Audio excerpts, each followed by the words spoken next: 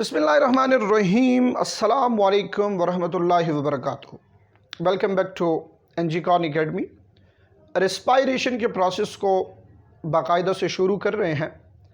सबसे जो पहला स्टेप होता है रेस्पायरेशन के प्रोसेस में वो है हमारे पास ग्लूकोज की ब्रेकडाउन।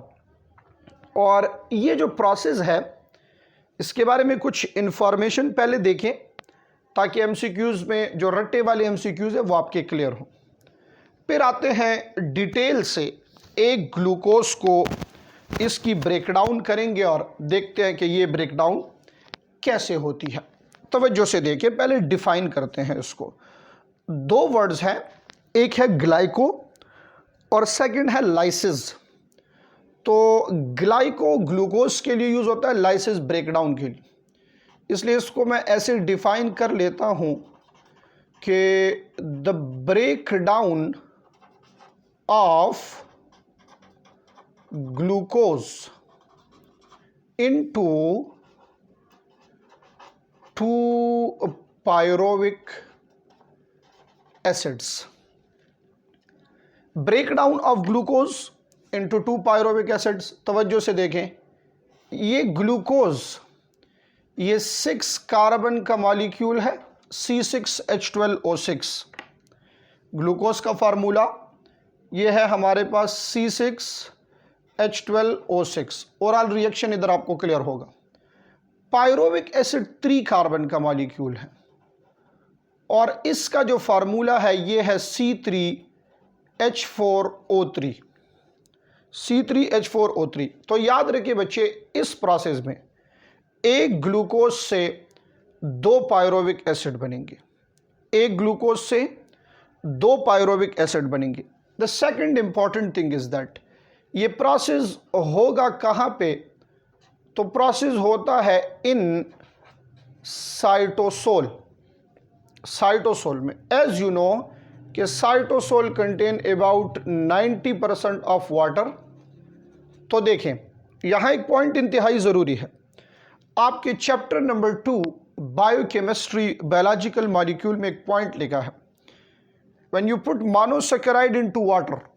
मोनोसैकेराइड को जब वाटर में डालेंगे तो इसका शेप चेंज हो जाएगा, रिंग शेप में कन्वर्ट होगा। तो याद कर ले इस बात को कि यहाँ जो ग्लूकोज यूज़ होगा वो ग्लूकोज कौन से शेप में होगा? वो रिंग शेप में होगा। क्या होगा? रिंग शेप में। और इस एक ग्लूकोज की इक्वल ब्रेकडाउन होती है, इसीलिए रिंग शेप में इसको इसलिए कन्वर्ट करते हैं ताकि इसकी इक्वल ब्रेकडाउन हो सके।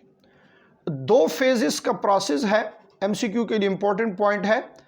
पहला फेज इसमें होगा इन्वेस्टमेंट फेज, और this is generally called preparatory phase.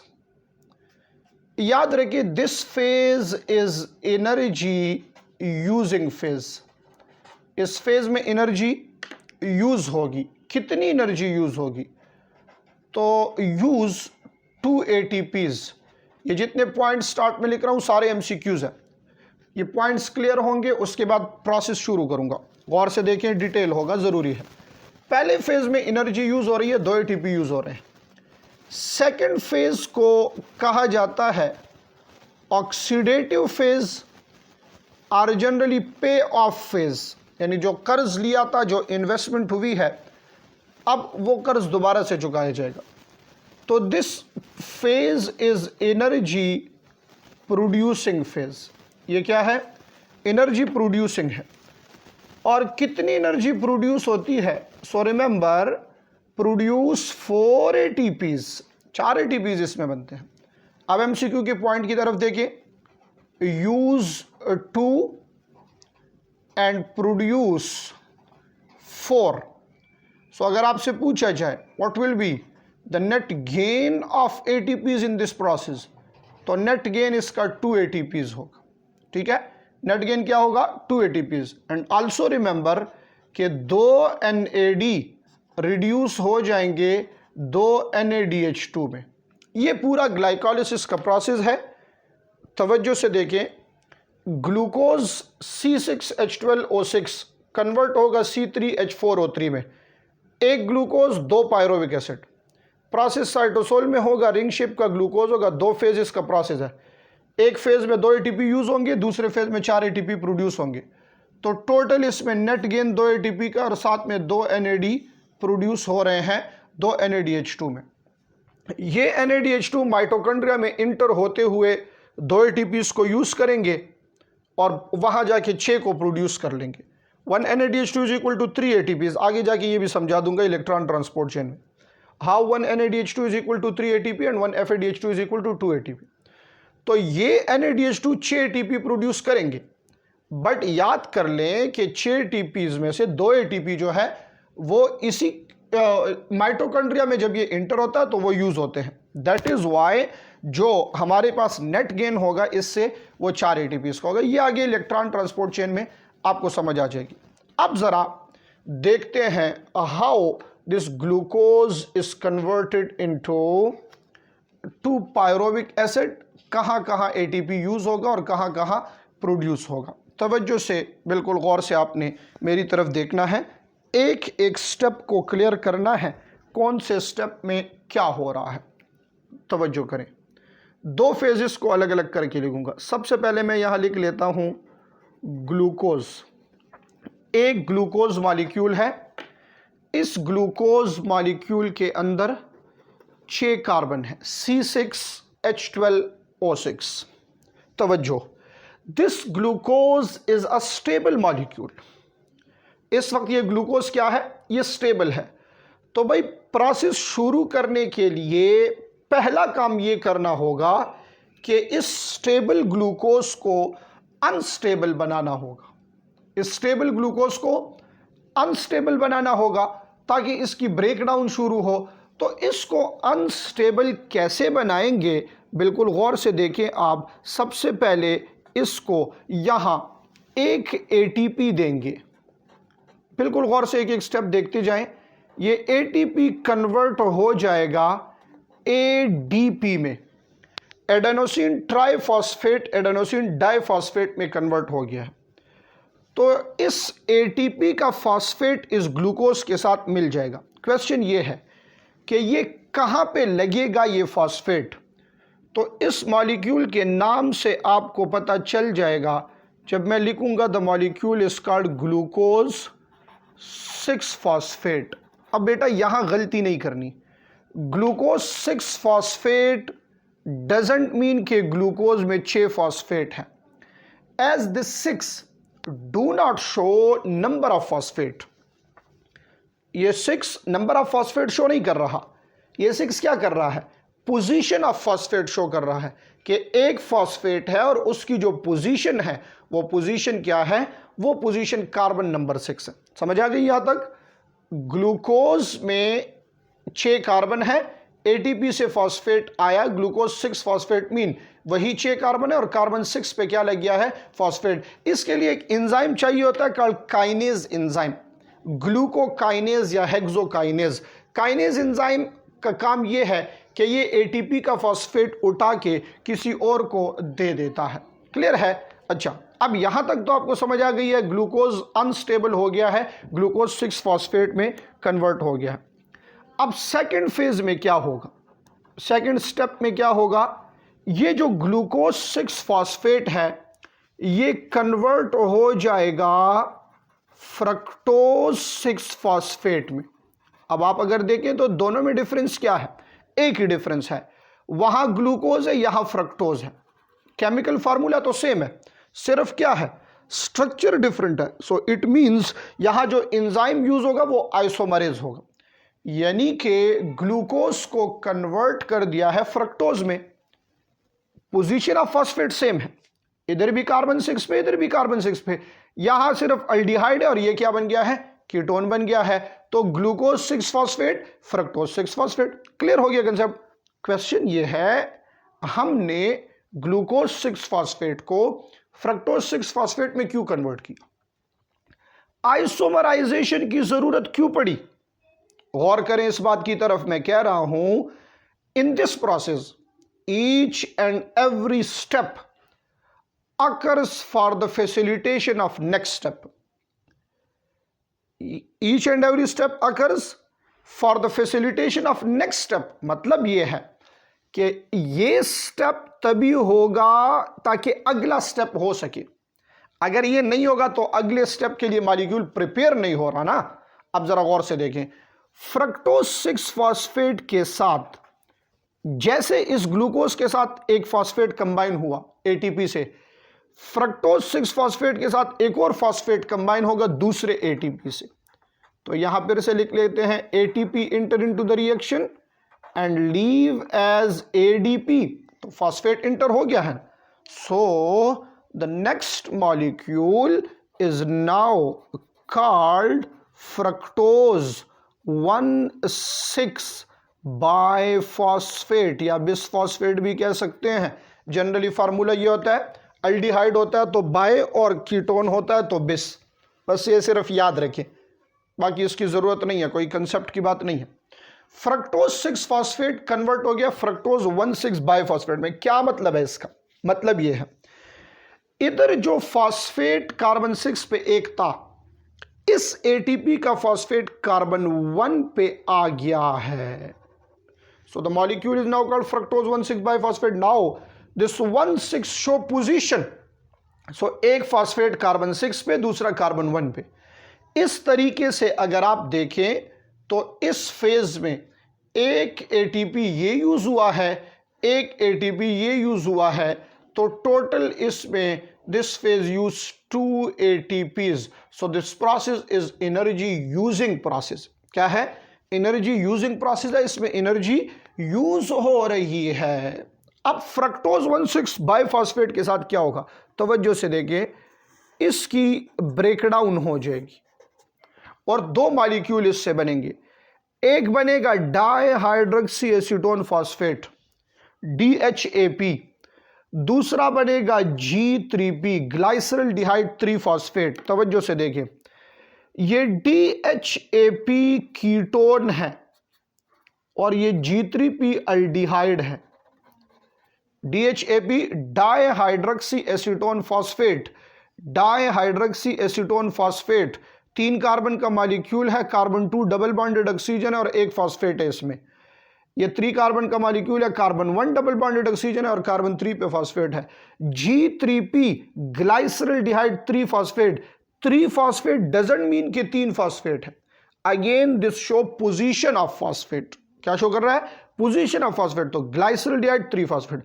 अब यहां एक स्टेप होगा जिसमें आइसोमरेज एंजाइम एक्ट करेगा।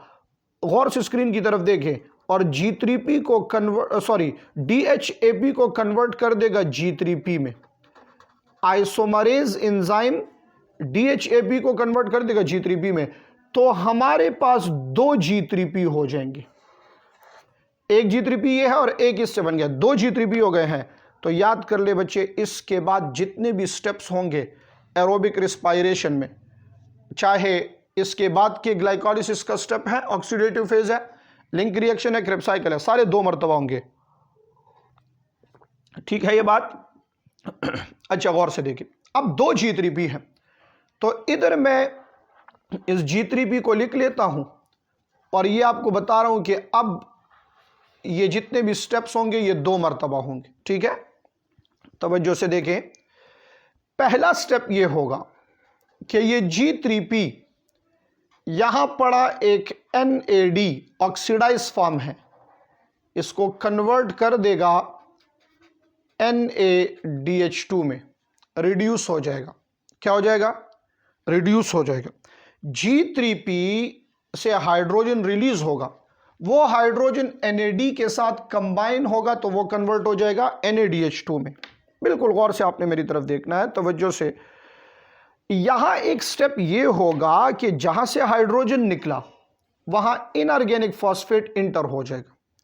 सो नेक्स्ट जो मॉलिक्यूल बन रहा है वो होगा 1,3 बाय फॉस्फोग्लाइसिरेट, 1,3 बाय फॉस्फोग्लाइसिरेट। क्या मतलब है? क्या ये 1,3 नंबर है? नो, अगेन पोजीशन है। क्या है? पोजीशन। तवज्जो से देखिए, समझ आनी चाहिए। G3P phosphate on carbon number 3, 1,3 by phosphate, यहां एक फॉस्फेट था, यहां 2 है, यहां सिर्फ 3 पे था, अब कार्बन 1 और कार्बन 3 दोनों पे। इट मींस ये वाला फॉस्फेट आके अटैच हो गया है कार्बन नंबर 1 के ऊपर, तो 1,3 बाई फॉस्फोग्लाइसरेट इससे बन गया है। Next step very important, but इधर आपको नेक्स्ट स्टेप से पहले एक चीज बताऊं, ये NADH2 में कन्वर्ट हो रहा, तो अगर पूछा जाए कि कोएंजाइम, ये कोएंजाइम है ना, ये ऑक्सीडाइज हो रहा है या रिड्यूस, तो कोएंजाइम रिड्यूस हो रहा है, बट G3P ऑक्सीडाइज हो रहा है, that is why this phase is called oxidative phase. G3P क्या हो रहा है, ऑक्सीडाइज हो रहा है, क्योंकि वो NAD को रिड्यूस कर रहा है, तो खुद ही ऑक्सीडाइज हुआ ना, हाइड्रोजन इससे रिलीज हो रहा है, इसलिए इसको ऑक्सीडेटिव फेज कहते हैं। बच्चे नेक्स्ट स्टेप बहुत इंपॉर्टेंट है, अब गौर से देखिए मेरी तरफ जरूरी है। यहां 2 फॉस्फेट है ना, तो एक ADP इंटर होगा and will leave as ATP, adenosine triphosphate बन गया है।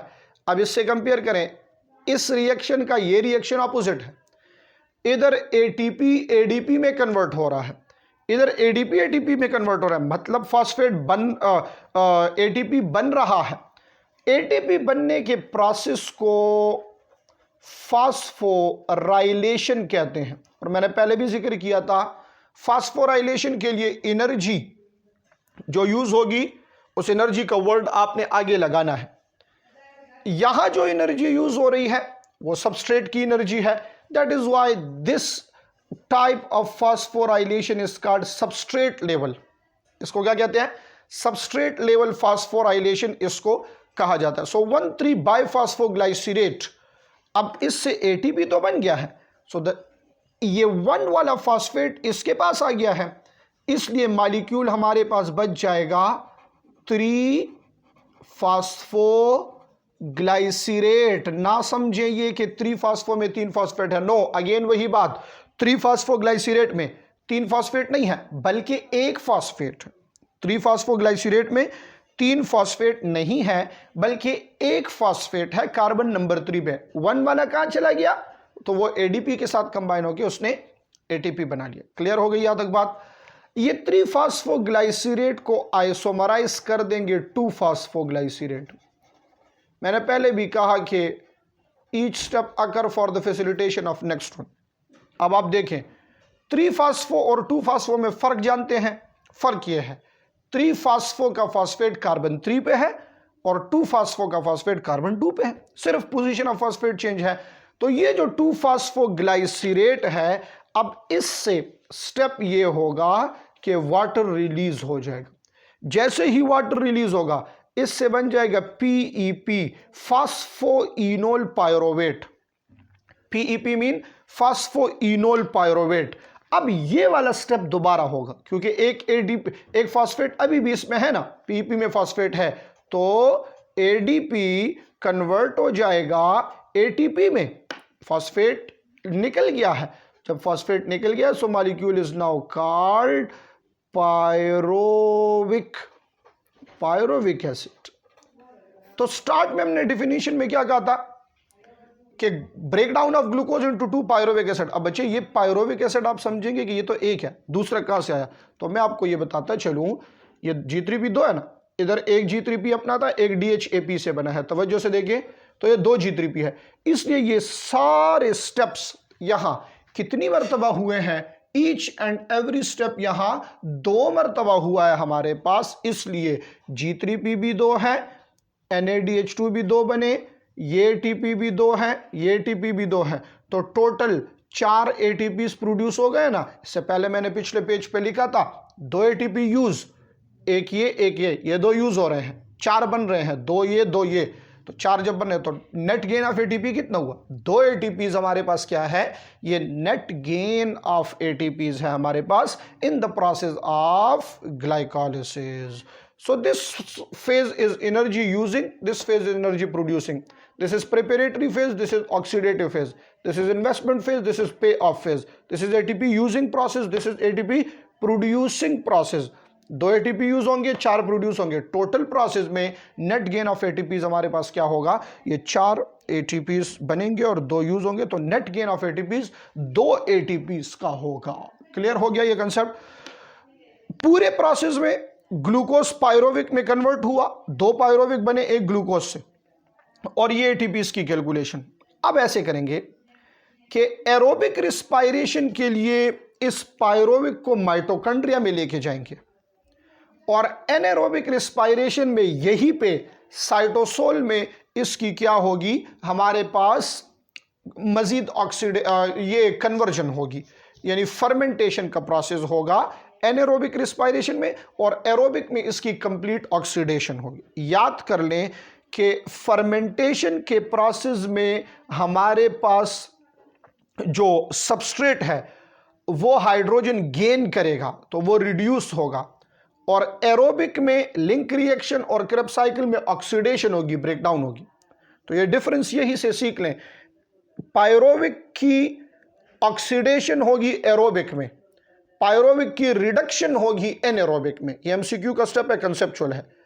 एनारोबिक में पायरोविक एसिड ये रिड्यूस होगा, हाइड्रोजन गेन करेगा।